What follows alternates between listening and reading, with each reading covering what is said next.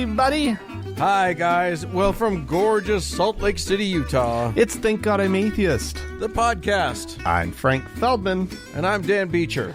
And coming up on the show today, Dan, the Christians have almost gotten their wildest dream fulfilled. Roe v. Wade is on the chopping block. The United States Supreme Court was and is the end game for the Christian right. Yep. They done did it. They done packed their court, and we're gonna find out soon. Yeah. Exactly how bad it all is. Yeah. We've already found out it's pretty bad.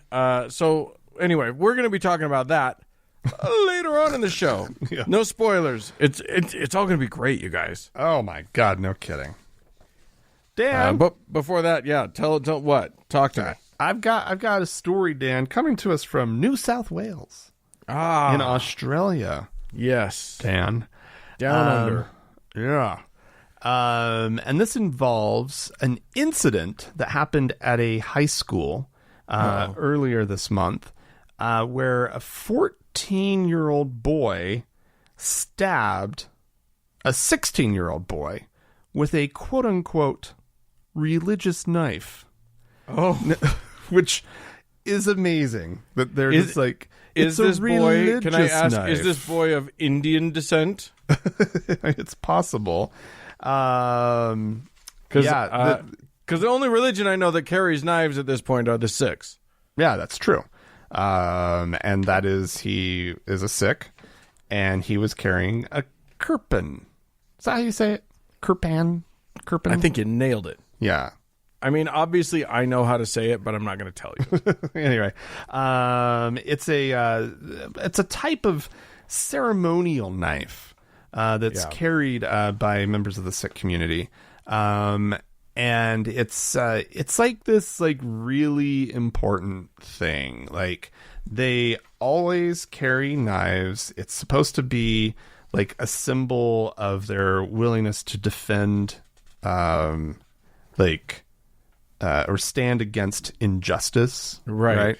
And many Sikhs, or Sikhs, I guess, don't ever remove them from their person, right? Including they will sleep with a knife, which does not seem safe. Like, none of this. It's in a sheath. It's fine. Yeah, well, whatever. This kid, however, unsheathed it. And now officials are like, oh, wait, why did we let this loophole happen, right? Why are we? Wait, did we allow knives?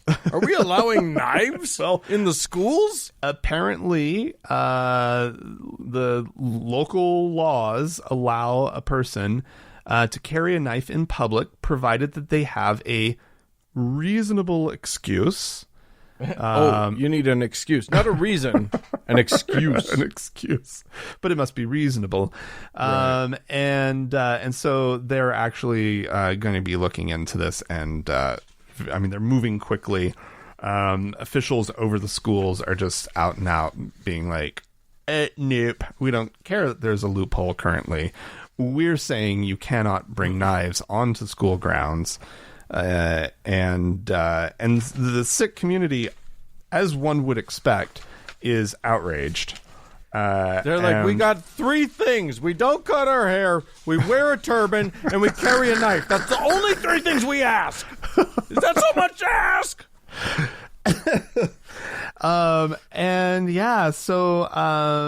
The leaders of the community have actually indicated they're willing to compromise on this a little bit, right? Like, they're willing to talk about maybe the size of the knife, or you can have half a letter opener.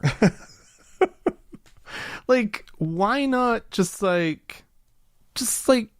cardboard, right? Yeah, like, why does it have to be a real knife? It's right, like ceremonial or bust. Right.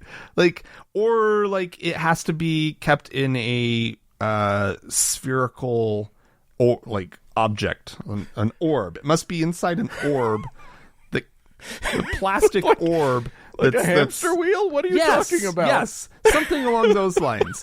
Where you put the knife, has to be enclosed in something with no sharp edges, no points whatsoever, which is why I went for a sphere. Okay. Right, like I was like, well, it could be in a cube, but it's like, those still have pointy parts. You could still do some damage with the cube. So let's just make it perfectly safe. Why wouldn't that work? I just love the idea that, like, the only talking point that the Sikhs actually have going for them is, don't worry, we won't do anything with the knives. And then this one kid just ruins it for every fucking buddy. Yeah. Well, this like top Sikh guy that they talked to, he was like, I mean, there are like bar fights across this entire country every night of the week, and you're not like outlawing alcohol, so like this, and basically making that point of like, this is like the one time this has happened, and you're gonna respond to it like this, and I would just say like maybe it's not a great idea to have every 14-year-old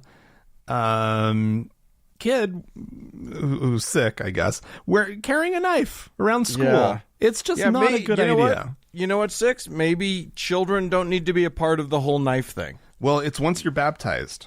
Once you're baptized, you have to wear the damn thing.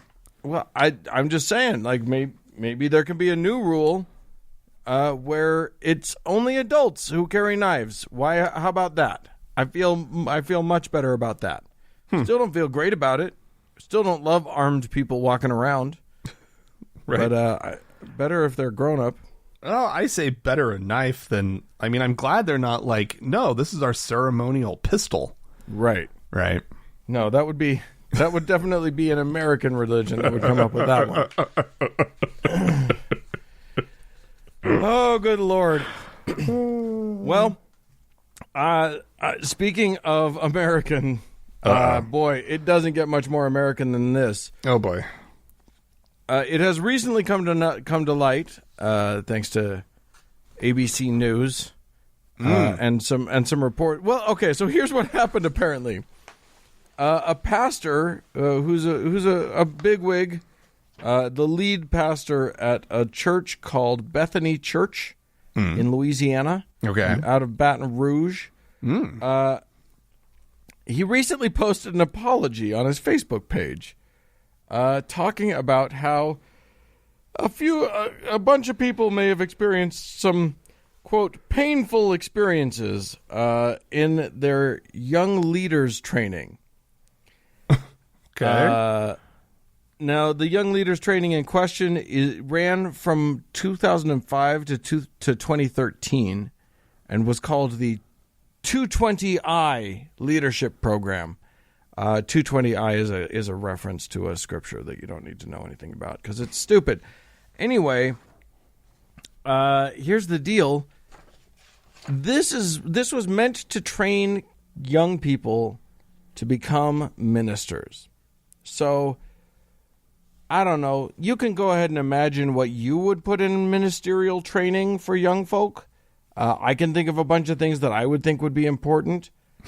None of those things. Now, by the way, these young people are paying $5,000 tuition to come to this thing. Ooh. And that doesn't include room and board. Okay. So this was not cheap. Here's what I wouldn't imagine putting into the training for a ministerial career. Okay.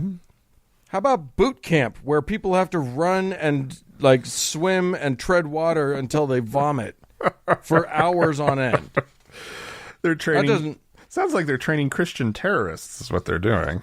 It gets worse, and it sounds like they are Christian terrorists. Oh, They're not really? even trying to train Christian terrorists. They were wildly abusive. If any of the kids seemed like they might be gay, they got tormented. No. Any black, God help you, if you are a black young person going to try and learn to be a minister from Southern white people. Oh my God. It's a terrible thing. first of all, young black folks were put in the worst in the worst dormitories, obviously. Oh my God. The leaders the trainers apparently were very liberal with their use of the N-word. They would What? It was honestly the more I read about it, the more abusive it became. It's horrifying. The women were trained, obviously gay hatred was one of the big points. So the men were trained that they had Oh my God, I forgot. I knew I was missing something. Fight clubs. They had to fight each other. They were literally made to fist fight with each other. They ended bloodied from these fights because they were supposed to be manly and they were supposed to be awesome. All except the black dudes who were called thugs. Oh my God. What do you call guys that make other guys fight each other? It was shocking. And of course the women were all trained to that they weren't allowed to be fat, and fat shaming was a big deal, slut shaming was a big deal. God help you if they thought that you were LGBT, because they would just torture you. Oh my It was God. apparently a fucking nightmare. So bad that apparently at least one mother had, when she got a call from her kid, went to quote unquote rescue her child from this ministerial training. Oh my God. Well, I mean, when you watch videos of these literal just douchebags, and they're spewing their toxic masculinity in, as though it were Christian, like in church, right? Over the pulpit, and it's their message to the people this week is some horrible toxic, rant. Right. When you see those videos, this actually in that context doesn't surprise me at all, because those assholes would think that they need to be raising up tough, ministers, just like me, Yeah. we need horrible human beings running the church. Yeah. Because you guys are not awful enough. We're going to whip you into shape. Yeah. They don't want a bunch of pansies running congregations. Right. They had enough of that. Right. Yeah. That's the kind of church they grew up in. And it was bullshit. Right. It is. It's amazing. The stories are horrifying. Christianity so much is going to hell. It is I don't know what's going on. Well, I guess I should say evangelical Christianity is just they're just out in the wilderness right now. They are lost. They've lost their goddamn minds is what's happened. Yeah. Yeah, they really are. American Christianity on the whole has lost. I mean, you're right that there are some places where it maybe is less of a problem, but when Mormonism has gone as far afield as it's gone, you know that the shit has hit the fan. Yeah. I mean, it's in one way it's good, right? Well, yeah. I mean, it's introducing a lot of horribleness into the world currently, right? It's terrible. A lot of for the people experiencing messages, So there's that bad that's going on, but maybe I don't think toxic environments actually are going to attract tons of people, right? Right. They're going to be spewing out more people than they would otherwise if they were just kind of nice and peaceful messages. That's not going to push people away to the same degree.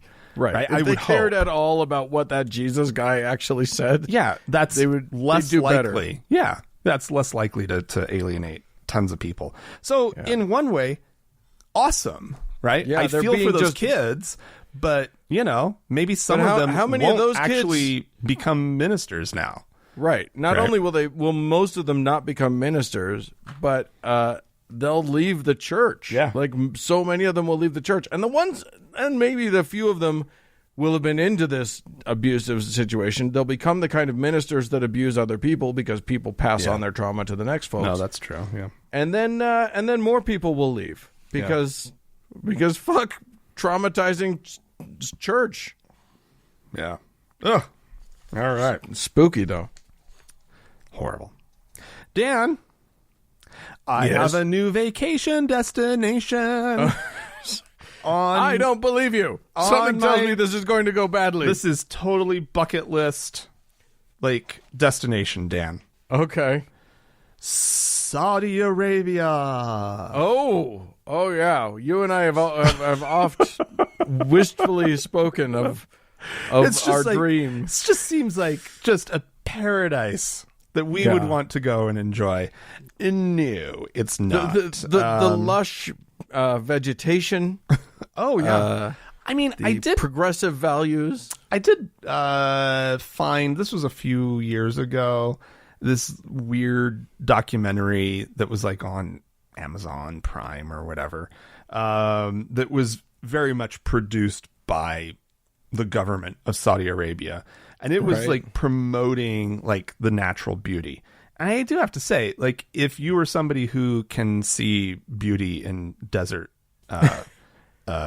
landscapes, it does have some beauty to it. Sure. Like if that stuff would probably be kind of cool to see. However, the reason that I'm bringing this all up is because Saudi Arabia has removed its Muslims only signs on the highway to Medina. Oh, which Medina is a holy city for Islam, and non-Muslims were outright banned. You couldn't go. You were not supposed to go there.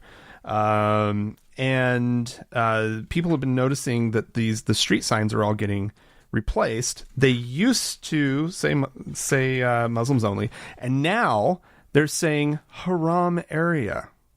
Oh. Right? But it's specifically in reference to the what is it? The Prophet's Mosque. Okay. Which is so what basically what they're saying is the mosque isn't open to non-Muslims, but the city is. Interesting. Right? And this is all, like, seriously, that Crown Prince Mohammed bin Salman dude, he has this Saudi, it's Vision 2030, and they're looking to diversify their economy. Right.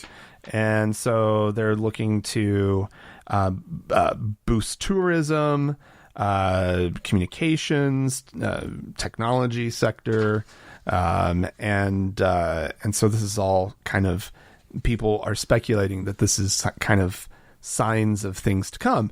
They want to, like, this plan, he wants to open up and let people come, like, for realsies. Now, I don't know how far that extends. They clearly have been watching, like, the United Arab Emirates and just being like, if you just there's a lot of other money opportunity, right? If you just let the world in, but you can still keep the rules clamped down real nice. And you just look the other way on alcohol. Really? Yeah. Okay. Interesting. So here's a hot tip for all of our listeners, though. Yeah. If you end up in Saudi Arabia and somehow you end up in a place where you're not supposed to be if you're not Muslim, just look them in the eye and say that you're Muslim 3 times. Is it I'm a Muslim, I'm a Muslim, I'm a Muslim, or is it? I think so. It's not like Allah, it's like Beetlejuice. You just become Muslim if you say it 3 times, and then what are they going to do? I don't know. Something tells me they won't believe you, but I feel like it's worth a shot. Like you might be loopholed in. That's funny, Dan. Anyway, well, there you go. I'm still not going to go to Saudi Arabia anytime soon. Fucking way. I have no interest. no desire. Frankly, no way. I have interest. Like, I'm interested in the whole planet. I find it interesting, and I would see it, but I don't want to give them any of my money. You already do. Well, okay, fair. But I don't want to give them any of my tourist dollars. Oh, the precious tourism dollars. Yeah, those will go to somebody else. Anyway, speaking of Muslims, just last Sunday was Eid al-Fitr. I don't know how to actually say that, but That was good, Dan. that sounded okay. I was convinced. Okay. Should have just ran with it. I should have. But that's the big day that marks the end of Ramadan. It's a huge deal. Everybody gets to eat again in the daylight. It's a celebration. And traditionally cool presidents of the United States have a little shindig to sort of mark Eid and let the Muslims of America know that they're not entirely reviled, which is how they mostly feel, I'm sure. Right. Anyway, this year, a whole group of Muslim organizations not only didn't attend the White House remarks on Eid, but they held a protest, a counter event. Oh. And the reason that they did so is because, well, I'll tell you the name of the counter event, and then you can sort of piece things together. It was called Eid with Palestine, protest of the White House Eid event.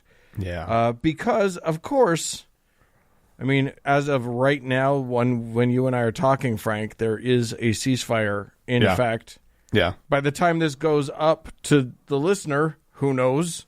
I don't know. But this whole time, one Mr. Biden has not said anything of any consequence about this whole thing, at least not publicly. Yeah, they've been talking a lot about using sort of quiet diplomacy or something along those lines, like working behind the scenes. Yeah, but we don't get to see that. No, and frankly, and we must see everything. Well, but atrocities are happening. Pixar didn't happen, right? Well, kinda. In world politics, yeah, you kind of have to let us know. Like you kind of have to, when you're the leader of the most powerful country in the world, you got to lead. You got to show people. Yeah. You know what I mean? That was a tricky needle to thread for him, though, because the public sentiment is really shifting around on Israel, right, in this country. I'm saying we need leaders to lead that sentiment, and what he did was nothing, and I don't think that that's a thing. Well, I think that his impulse would, and it clearly was, to side with Israel. But then you have the base of the party that is siding with the Palestinians, right? Well, and so that's what I say. It was a difficult needle for him to thread. I agree with you. He should just come out and do some leading on the whole thing, but it means he pisses off the base. And so that's what he was up to. Yeah, right? That's why he was doing I quiet just feel like diplomacy. It just felt like cowardice politics, and I don't go in for that shit. Quiet. He was behind the scenes, Dan. Cowering behind a couch, quietly, hoping it goes away soon. Trying really hard not to be derailed off of his agenda. I think it'll play well. I think, honestly, how he handled it, as appalling as I find it, because I think he needed to speak out against Israel in no uncertain terms. Yeah. Because Israel was very clearly at fault and problematic and murderous and genocidal in their actions. But I think that him being quiet and then things just sort of getting resolved quietly, I think it'll actually serve him politically. I just hate it. I just think he was wrong. Well, there you have it. I came out strongly. Did you hear that? Did you catch that? Yeah. Okay. Dan. Yeah. So we live in sort of the anti-vaxxers world at this moment. They've done a good job of a vaxxed man walking in an unvaxxed wasteland. I'm feeling good. I'm vaccinated. I feel great. Yeah. Boy howdy, I went to the supermarket. I didn't wear a mask, Dan. What? Did you know that? I still wear masks in public places. Why? If CDC says. I know, but I still feel like I'm sending the signals. I don't know. Really? See, I don't want to be mistaken for a Republican, if nothing else. Well, I don't wear masks outside. Huh? Oh, yeah. Okay. But when I go indoors, I do. Yeah. Well, I don't know that works for me, right? My sentiment is I've been following the official CDC guidelines pretty much since day one. Yeah. Right? I've been and as they've adjusted, I've adjusted. And so they're saying I'm that if you're fully vaccinated, you can just go back to basically normal. Do whatever you want. I'm like, oh, okay. It felt fucking weird. And I did feel like a little bit of a douchebag, strutting around the Harmons downtown where at first it was like everybody was masked. Right. Yeah. And then we started to it was clear there were groups of people that were not masked. And I'm just like, you know what? I'm following the science on this one. There's like I'm protected. I supposedly am not a very viable vector for spreading it. Until I hear that there's some crazy variant in the community that the vaccine's not super effective for. I'm just sorry, guys. I don't know how the rest of you feel, but I'm following that. And it feels great. My face, my around the mouth region, it feels fresh and not sweaty. Okay. I hated wearing a mask. I did it. Is there a story in here at all, or are we just talking about masks? Well, I'm sorry. I'm rambling. Maybe I'm a little tired. I don't know what the deal is. But, so study recently looked at where the anti-vax conspiracies are coming from. Okay. And they did so by analyzing 812,000 posts extracted from Facebook and Twitter over a 6-week period in February and March.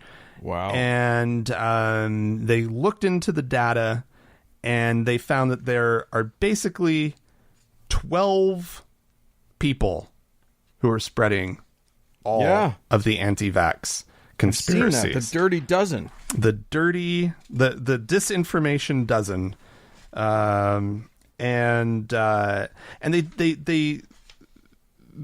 they now are really trying to use this data and information to really encourage Facebook and YouTube and Instagram and Twitter to deplatform these people. And they've started they've made some headway. They've gotten a couple people deplatformed. They've gotten a couple people largely boxed in and silenced somehow.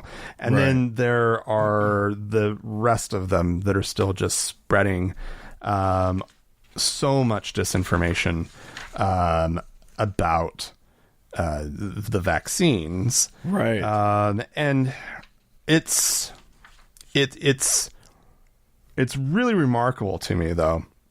And it makes sense. I don't think it's shocking to anybody that it's basically just this small group of anti-vaxxers, including Robert F. Kennedy Jr., of course. Right. And there's some other names on here that some people might recognize. Ben Tapper. That sounds familiar for some reason. Kevin Jenkins. Anyway, but I'm not going to list all the names. But this is, thank God, right, that people are actively working on this. But it's so disheartening. Right? It is. This is where we're at. And the thing that they're also pointing out here is that none of these people have any background or training or education that would suggest that they know a thing about vaccines, right? And in addition to that, many of them are also in a position to make money off of promoting anti-vax, right? Of course and they are. And it's just like, oh man, this fucking like the way this last year has gone has been so hard to have the curtains just pulled back on like what our society has become, where we're at. And I get your impulse, Dan, to not want to be confused as a or misidentified as a Republican, right? Right. I honestly think that the anti-vaxxers should now start wearing, because it's like you don't have to wear a mask if you have been vaccinated, but you're supposed to wear a mask, right? In theory, right? If you're not vaccinated. So I think they should be wearing masks as their new badge of honor. Right? Right? As like, how else are they going to own the libtards, right? That's if right. we're all like joining them and not wearing masks, they need to like carve out their different little, well, now we need to wear masks. That's what I'm going to do. I'm going to keep wearing masks, but if anybody ever asks me about it, I'm going to be like, no, man, I'm just doing it to own the libs. This is how we show them. Yeah. I want that. I know it's not going to happen, but I need this to happen. They can't tell me what to do. Because if anything, like, just this last year just proved how irrational and how stupid people can be on how they have their group identities sort of totally playing out and defined for them and everything. Yeah, it's insane. Well, I'm going to talk a little bit about, speaking of science and how science has helped us. There's some interesting news. There was a new research paper published in Sociology of Religion, which is a publication written by a guy named John H. Evans, professor at UC San Diego, who looked at, so like, if you ask the Ken Hams of the world, if you ask, the religious people of the world, why, when kids go to college, more of them, when religious kids go to college, fewer religious kids leave than enter. Right. Most of them will say, well, it's because they go to these science classes and they're taught a whole bunch of lies in science class, and then they believe that, and then they don't believe in God anymore. Well, according to this paper, it turns out that is not true at all. This paper looked at the course load, the classes that different students took when they left college, after it looked at their transcript after they left college. And here the discovery was interesting. It is kind of that science is leading kids out of church or out of religion. Mm-hmm. But it's not because of what they're taught, or rather it's not because of the facts that they're taught. It's because it has nothing to do with the specific with the specific classes. It's not biology class that does it. It's not right. It's not being taught evolution. Right. The thing that's doing it is being taught how to actually think critically, how to think logically. So these kids are coming into these classes and are actually being taught for the very first time how to ask more salient questions and how to really dive into the inquiry itself. Right. Okay. And so really it's just the teaching of inquiry, not the content, that is what's leading kids out of religion, as they would have been able to tell if they had literally just asked any of us. We knew. You could just ask us. We could have told you. But I'm glad that there's a study. I'm glad that somebody actually looked into it in a real way. But yeah, I could have told you that. Really? You don't think that? You didn't always assume that it was being taught how to just free think and and how to think more profoundly about things and to ask critical questions and being think challenged critically to do so. Yeah, rather than being told the opposite. No, I take your point. Yeah, I probably would have been able to get there, but I don't know.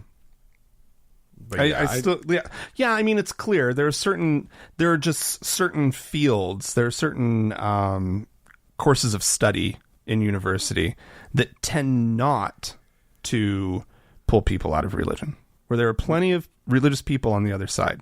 Sure. Right? Plenty of things that you can study in college. Becoming a school teacher, for example, right? Yeah. There's a lot of methodology that you're being taught. There's a lot of, information and da-da-da-da-da, but not necessarily on the other side of it, because, I mean, just look at school teachers in general, right? No, there are just plenty of religious ones. Right. Right? Too many. If you look at maybe, I don't know, physics, yeah, right?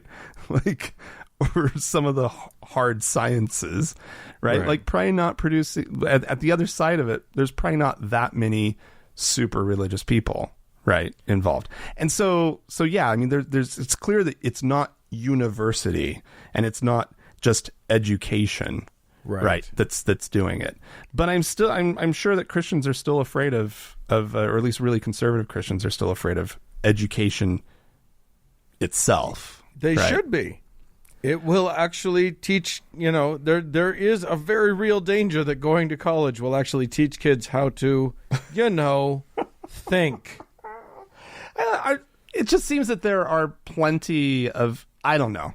I don't think it's college itself, right? Because I've known far too many people who've been to college and graduated from college who didn't learn to think at all. Well, that's true. Right? I've met them too. And I think it's the corners of the university that they're in, right? It's the different colleges that they're in. Well, some people are just determined not to learn to think well. Some people like the way that they were raised and the way that they were taught to examine the world, and they're determined not to be poisoned by. Yeah, that's true. But I do think that there are a lot fewer of those people who make it through the hard sciences. Yes, agreed. Right? That actually might go into it with that. But I will say that the theater department did very little to dissuade people from their faith. Yeah, exactly. Right? Film. Yeah. Right? Film, my film studies. Yeah, it's fine. Right. Anyway, listen. Hey, what did you guys study in college? Is that where you lost your faith? Write to us. podcast@thankgodimatheist.com and tell us what you think. Or call and leave us a voicemail message. The telephone number is 424-666-8442. Stick around. There's more show coming up.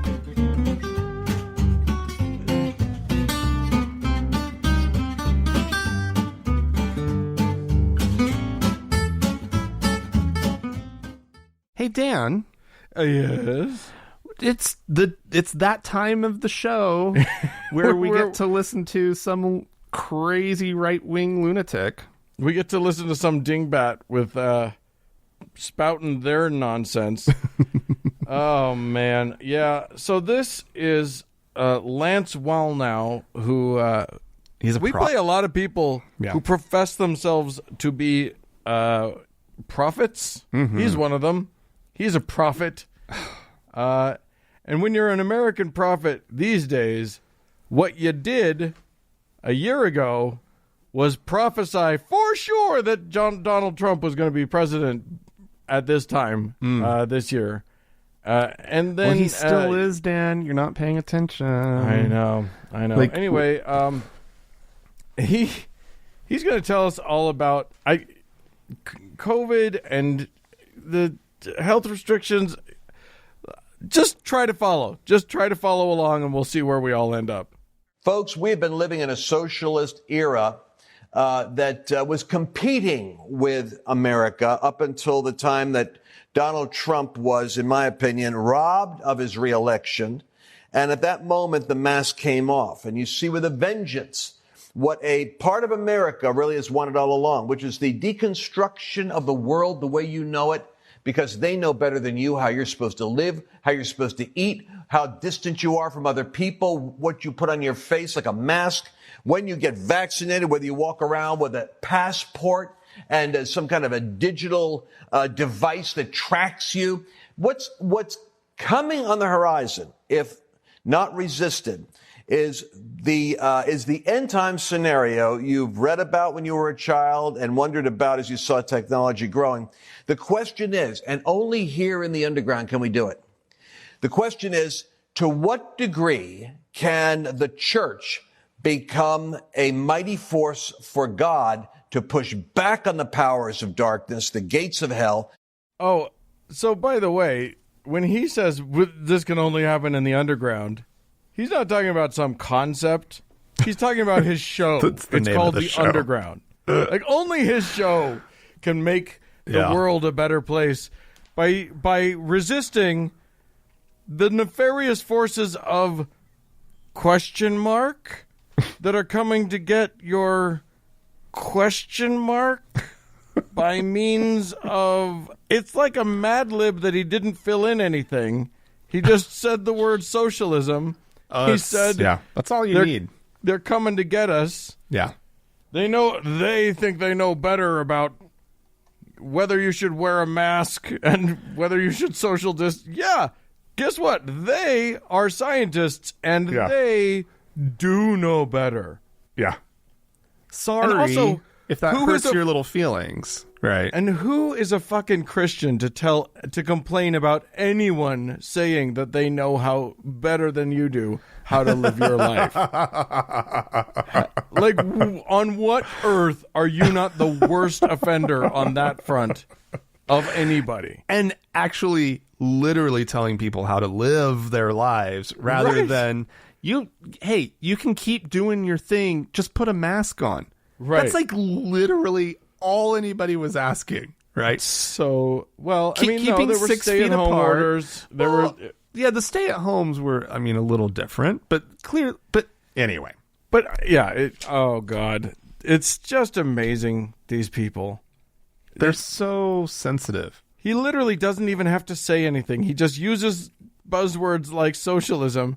Doesn't point out any socialism. Doesn't show you where that is. Well, it's just clear, Dan.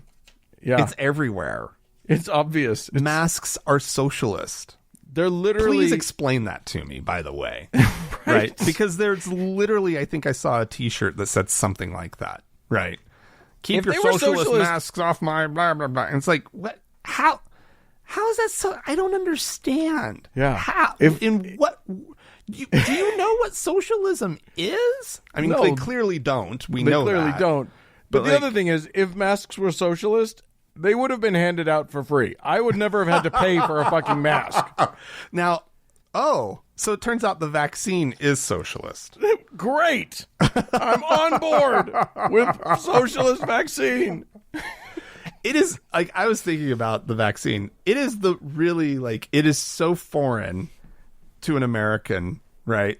To just like walk in somewhere, get a little bit of medical questions asked of you, receive a service, and just be like, "You mean I don't have to pay anything?" Yeah. I was like, "Where's my insurance form?" Right? Like, clearly they're charging my insurance, right? Like, I couldn't believe that I somehow missed that message. Don't I have to show my insurance? I'm pretty sure there's a copay. We just start trying to force money at the people who are giving us a shot. End up tipping everybody because we don't know what to do. I'm pretty sure you're doing this wrong. Yeah. Aren't you supposed to be charging me? Man, you're going to get fired. You need to do this better. Here's $50. I'm pretty sure that is about where it's at. But, man, you need to start asking people for money. You are going to get fired, man. I'm worried about you. Oh, golly. Well, we had some folks call in to us. We had a couple of callers. We did, Dan.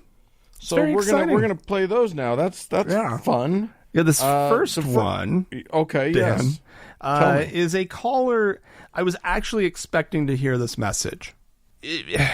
I know that when we kind of try to find like the silver lining, so to speak, of when a religion becomes less harmful in the world, right? When we just mention that, I know that probably isn't a popular opinion with a lot of atheists, right? Well, and so we have a response. Let's hear and what it he was has a good to say. response. So this is Mike, and we'll hear what he has to say, and then we'll have our response. Hey, Frank and Dan, this is Mike from Indianapolis. First of all, I want to say that I love your show. I've been listening for several years and never miss an episode. I would say, though, that this last episode, even the topic was about the one thing that I do not like about the show, and that was the one titled We're Confused. It seems that every week, mostly Dan, but sometimes Frank as well, and certainly Frank this week, I guess the best analogy would be when a friend of mine, when I had communicated to them that I was going through some depression, asked me to read the Bible because there was some good stuff in there, and she said that I could ignore all of the bad. And my response to her would be that would be like wading through a ton of shit to find. And it does seem that every week, and certainly this week as well, that, again, Dan mostly, sometimes Frank, wades into that shit to find a shiny penny. And they come out, or you come out with shit streaming from your nose and mouth, but with a big grin holding up the penny that you found. The bottom line for religions is that they are all based on a lie. And they are all based on an untruth, and that they all, the net impact on the world is negative. So it doesn't matter if they do something that it occasionally is moving in the right direction when the vast majority of everything they do is negative, and therefore their total impact is negative.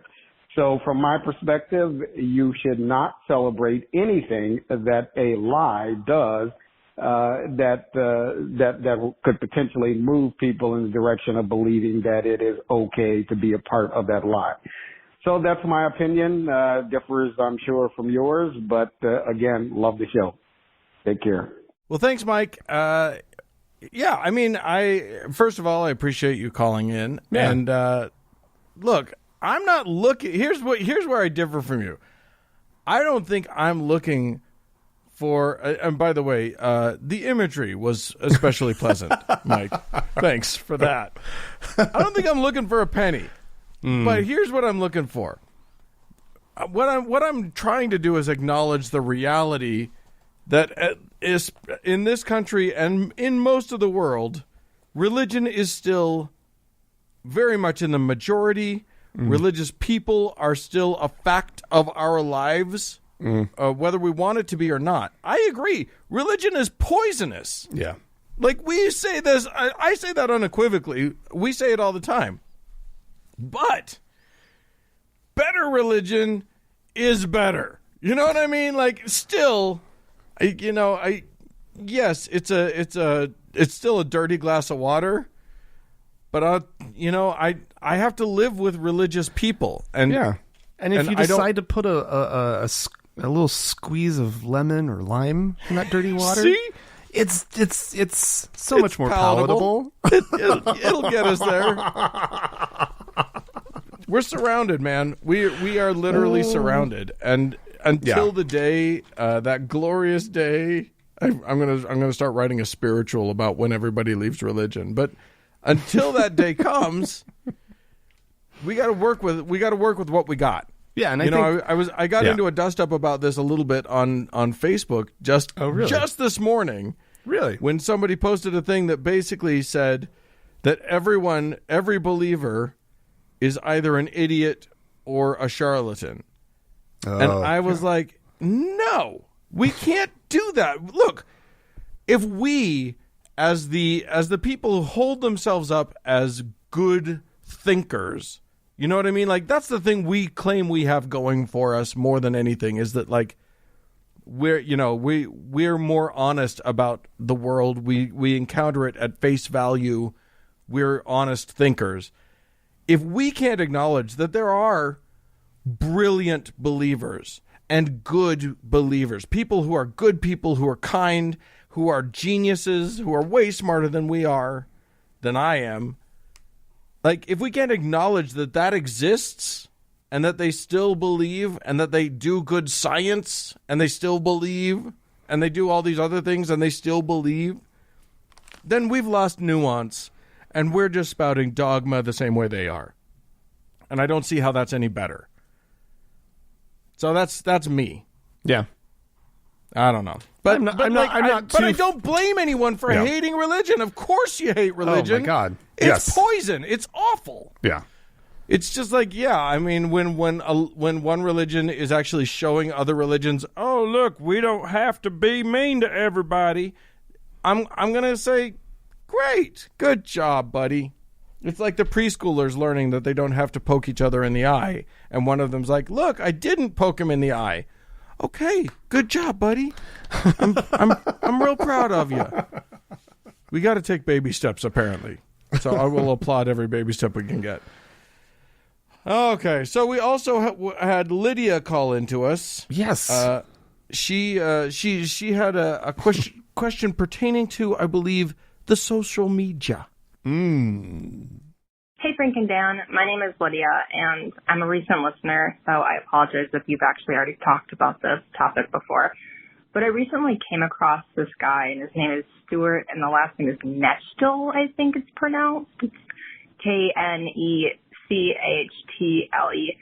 And he has been creating these videos on TikTok, and he has like almost 500,000 views, or excuse me, 500,000 subscribers. And they're really obscure videos about him talking about Christianity, but he tries to talk about it in like a psychological kind of philosophy way. And for me, it's just super annoying. But I was curious to know if you guys have ever come across him and had any feedback. Thanks again. Well, first of all, that is not a real last name. Is not a real last name, and I dismiss him out of hand just based on that alone. But second, I did go and look up one video. It wasn't a TikTok video. I do listen to the TikToks, but I don't want my algorithm to think that it should start showing me that shit. So I looked up something that he did on YouTube, and it was the standard. It was he's talking to a crowd of students, and somebody says something about, basically it cuts in right after some student has declared that they don't want to live forever because this world sucks, and he gives this whole apologetic about like, no, I'm with you, I get it, like, we here in this life we've got these, we've got broken psychologies and we've got broken relationships, and there's all these natural disasters that happen, and who would want to live in that? But in heaven, in Jesus Christ's beautiful pretty heaven, we're perfect psychology, we got perfect relationships, blah, blah, blah. So I really think you'd probably want to live forever if that were the case, wouldn't you? And he's like making it all obvious. And meanwhile, I'm shaking my head like, no, you have literally just described nothing. You've told me nothing. Dan. It's perfect. Yeah. Boy, that sounds real fun. Just sitting around being perfect for eternity. It sounds awful. I feel like every day you just turn to the guy next to you and be like, still perfect? Yep. Okay. Me too. Yeah. Awesome. Like, as soon as you, like, if you grew up religious and believing in, an afterlife, Like, I remember, like, being like, oh, that's like, oh, there's no God, yeah. Like, I totally got to that place, but then you start figuring out a lot of the consequences, right? Right. Of coming to that realization. And one of those consequences was, oh, no afterlife. Oh, that's kind of a bummer, right? Yeah. But then once you kind of get your head out of it and you live a while and you just don't have that anymore and you get comfortable with the idea of like, yeah, I'm going to just die. I'm just going to, just going to stop being, right? Yeah. And you get good with that. Then all of a sudden the idea of an afterlife sounds horrible. Well, it's right? just It just like, especially like an eternal afterlife. Like, I guess if there was one where you could like go and hang around for another 70 years, maybe. Well, maybe. But like, and I know I keep referencing this show on our show a lot, which is the Good Place, right? That was on like ABC or something, and it was such a cute little show about, the afterlife, right? And one of the things that they just nailed was the idea of like that eternity would be horrifying. That after the concept doesn't work. Yeah, if you play it out to its natural conclusion in any direction, you're going the concept doesn't work. Yeah, you're going to have done everything you wanted 1,000 times over. Everything's going to become boring. There's going to be nothing new, nothing interesting. It's just Frank, going to turn into this horrible gray, just, melee. Yeah. I mean, you and I were talking about at least Mormon afterlife, you have a job. Yeah, that's true. At least in the Mormon afterlife, if you reach like their highest exaltation, then at least you create something, right? Provided you're a male. Yeah. If you're a woman, you just all bets give are off. birth for eternity. You're vacuuming heaven. But like if you're a man, no, she's giving birth to spirit babies. Do you think that Mormons imagine that that's like a vaginal process?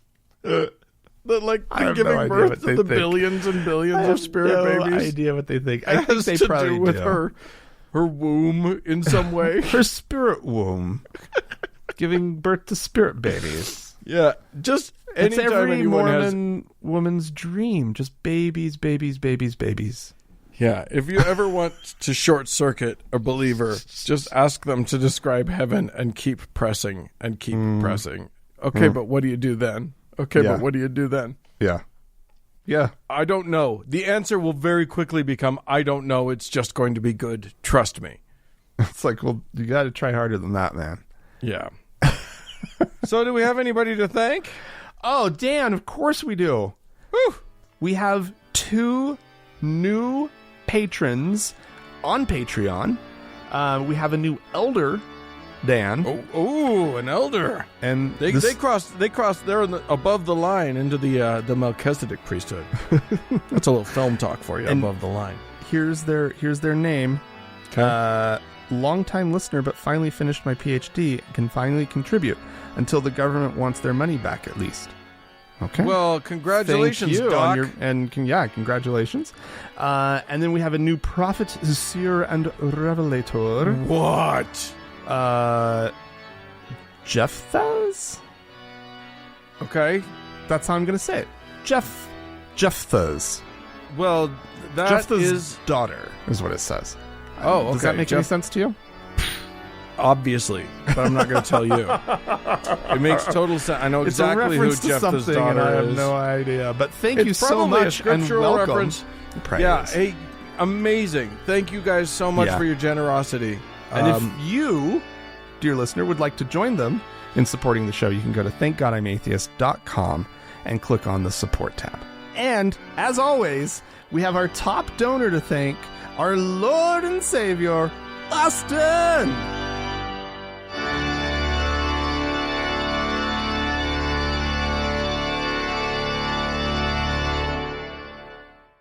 Hey, Dan.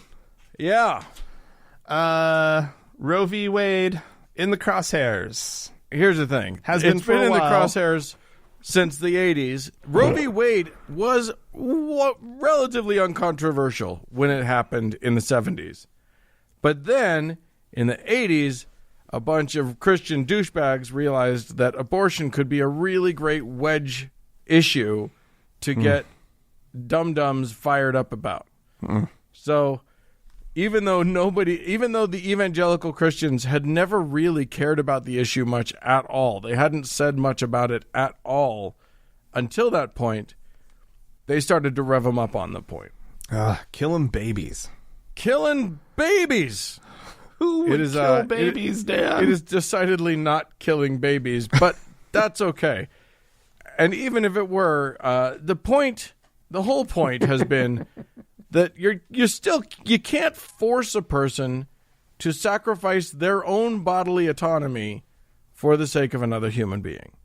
You can't force Frank to give up his kidney even though you're a perfect match and it would save your life. And you can't force a woman to carry a baby that she doesn't want to carry. That's the concept. That's the idea. But not to them because because it's killing babies. And it makes Jesus cry every single time. Well, and she's the one who, got herself knocked up. Oh, well, and that's the real point, isn't it? Mm-hmm. The abortion, the concept here isn't we hate abortion. That's what they say it is. But if you drill down far enough, you're going to get to the place where they're like, well, you got to punish the people for having sex. They can't just have sex with no consequences, which is A, outstandingly crazy, and B, they don't even recognize you're saying that having a baby is a punishment and a good one. You're saying that is an appropriate punishment that someone should raise a child that they don't want. Do they actually say that? They say punishment? Or do they work with consequences? Yeah, they say that. They say you have to deal with the consequences of your action. But what does that mean? It means... Okay. Anywho, what has happened is, for over the past many years, since the 90s, and even back into the 80s, but mostly since the 90s, they have been working really, really, really, really hard to find ways to stack the courts. We've talked about this, Project Blitz. It's why Frank and I have talked ad nauseum about us getting involved in politics all over the world. Atheists need to step up. We're still pushing that.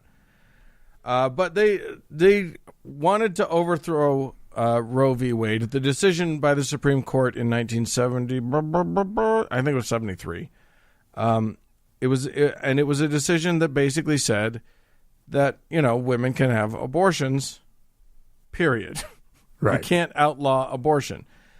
Well, now, basically, in all of the conservative states, they've just gone on a constant spree trying to winnow down the ways in which women can get abortions, the places where they can get abortions. They've been trying to just chip away at how many abortions can happen, where they can happen, when they can happen, blah, blah, blah. And if they can't do that, then they make you watch a video, or they make you, they punish hear the heartbeat or whatever. Right. Yeah. Basically, they try and make it as unpleasant as they can. Mm-hmm. They try to make it as much of a punishment for women as they can. Anyway, the latest one is a law from Mississippi banning abortion after 15 weeks of pregnancy. Traditionally, the line has been drawn at 20 in this country. So that would mean that, because 20 is considered sort of the point of viability, right? When a fetus could live viably outside of the mother's womb. 15 is definitely not viable, I think. I'm not a scientist, but my understanding is that 15 weeks is definitely not viable. And so that is why this law has gone to court. And unfortunately, it is now going to the Supreme Court. That would have been a good thing at any time up until now. Yeah. But since Donald Trump stacked the Supreme Court They now have a 6-3 crazy conservative majority, and most of those people do not care about the Constitution of our country or the law. If it bumps up at all against religion, religion wins. Right. They've showed us this in a number of decisions already, and now that they've added Amy Coney Barrett, who is basically just the Lord's own mouthpiece on the bench, I don't hold out much hope. Yeah, I know. As a matter of fact, there was an interesting thing where Robert Jeffress, who's the pastor in Texas, and has been a big time mouthpiece for he goes on Fox News all the time. He's a big pundit now. He's got a whole punditry thing going on. He went on to Fox News and was talking about this and basically said the quiet part out loud, which was that Trump fulfilled his promise to get a bunch of conservative judges on the court, and now it's time for those judges to uphold, this is a quote from him, their part of the deal. Jesus Christ. A quid pro quo, you can be he basically said you can be, the deal was that they could be a Supreme Court justice as long as they overthrow Roe v. Wade. Well, it's coming. So, yeah, and now the good news is that this or any of the lawsuits that are likely to get to the Supreme Court will not outlaw abortion in the United States of America. The bad news is that southern shitty states and other shitty states, including possibly our own in the future, most definitely our own, will work very, very hard to find ways to make it virtually impossible. And what that means is that this will impact the poor, the people who need it the most, right. the people who are choosing not to have children because they know they can't afford children, right. which is an awesome thing to do. It's exactly what we should be encouraging. Like, if you can't afford to have children, let me support you in not having children. Yeah, yeah. Or it's the best thing. If simply you don't want children, yeah, great, because you're probably not going to be the best parent. Exactly. Yeah, what we don't want is a bunch of people saddled with children and, in a life that causes them misery. Yeah. Because guess what? That's not the best environment for raising kids. Yeah. So yes, this will affect the poor. This will affect because people with the means to will always just be able to go to a different jurisdiction, right? Because this will never stop a wealthy Republican from sending his daughter to wherever exactly to get her an abortion. Yeah. But it may stop a person of color. This will disproportionately affect marginalized groups in our country. Yeah. And so they love that, actually. You hear the conservatives talk about abortion, and they will talk endlessly, ad nauseum, about how it's all black women getting divorced, getting abortions, blah, blah, blah. A talking point which is not based in reality, but sure is based in hate. Yeah. So, I don't know. The fact of the matter is that I don't think that our side has done a good job we've rested on Roe v. Wade and we haven't done a good job articulating why their position is wrong. I feel like that's a problem in our country. Why we should all be supporting the right to an abortion. You don't have to support getting abortions. You don't have to be happy about it. You don't have to be pro-abortion. No. You don't have to be like, let's do more abortions. Right. You don't. I Right. personally am. I'm very pro-abortion myself. But it's fine to be against abortion for you and you alone.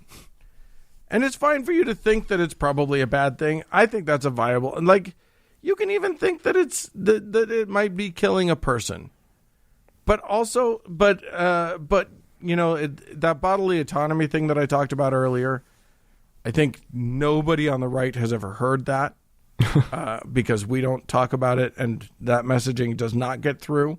It's just you're killing babies, you're killing babies, you're killing babies. And I think that's I don't know. What do you think? I mean, I don't know. Like, my body, my choice, right? Like, I feel like that's been around as long as, people have been fighting for the right to an abortion, right? Yeah, but I just think that's easily countered by, but what about the baby's body? Right. Right, I know, but like, you're not giving them a choice, Frank. But I was about to agree with you that articulating it more in terms of bodily autonomy and whatnot would probably be a good direction to go. But I because personally, I don't know how my body, my choice isn't enough of an argument, right? Because okay, yeah, you win, right? But it's steeped already in like my stance there is already, based in a belief that, in body autonomy and whatnot. But, well, that's what I'm saying. Like, there's an unspoken part of the argument, my body, my choice, and that is bodily autonomy. Right. And that's and as long as that remains unspoken, then it can be countered with this concept of, I believe that the baby has a body, and you're not giving that body a choice in this. So now, what you have to say is, okay, but what we're talking about is, do I have an obligation to risk my life, because having an abortion is a lot safer than having a baby? Mm-hmm. Do I have an obligation to risk my life, to risk my body, mm-hmm. to put myself through, an entire gestation period for a person that I don't, for another person? And no, if you ask somebody who's very pro-life, do you think that we can obligate someone who is a perfect kidney match to risk their life to give up that kidney to someone else? Mm-hmm. It's a nice thing to do, but we can't obligate someone to do it. You can't force them to do it. If they don't want to do it, they have bodily autonomy. You can't make them give up a piece of their body or risk their own life to save someone else for the potential of saving someone else. Personally, I wouldn't give them any ideas, right? Like, I don't trust those guys. And they clearly don't respect the idea of somebody having a right over their own body. That is clear, right? That's true, because that body ain't yours. That's Jesus's body. Right. But I mean, just think more broadly about, their approach to people, right? And to individuals. They don't believe you have a right. Or they don't believe that you have rights to use your body the way that you want to. They would love it if gay sex were illegal again. Right. Like, and that's not exactly body autonomy, but it's like doing things with you having a right as an entity to do things with other people or alone or whatever, right? That as long as you're not harming other people, you have a right to do it, right? And so, but they don't respect that, right? That's true. So, forced kidney donation? Why wouldn't they? Right? Why wouldn't they love that idea? I could see them getting on that. They would love that idea for us. They would love to force us to donate our kidneys. But if you ask them about their own kidney, if you say, you know what, fair enough. We're going to force you to give your kidney. Hell no! We can't force them to put a mask on their face. I know. Fucking hell. Without them screaming that their liberties are being took away. So, I think that could have some salient impact on them. Anyway, don't expect good things from the court, and realize that we have a fight on our hands in this country. And around the world, all you international listeners, we pay attention. We know none of you are off the hook. Get out there, get it. Look, the thing is that this is going to impact the elections coming up. I know. There's going the midterm elections that we're going to have in a year and a half. that's going to be impacted by this decision. The court's going to probably hear it in the fall, and then the decision will come out a few months later. We got to be ready. We got to be fighting. We got to be rolling. We have to be fighting, and we have to show up.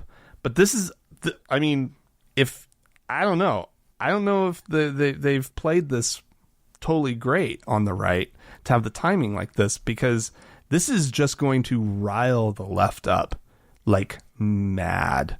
And as we know, when the left shows up, when the left actually votes, we are the majority in this country.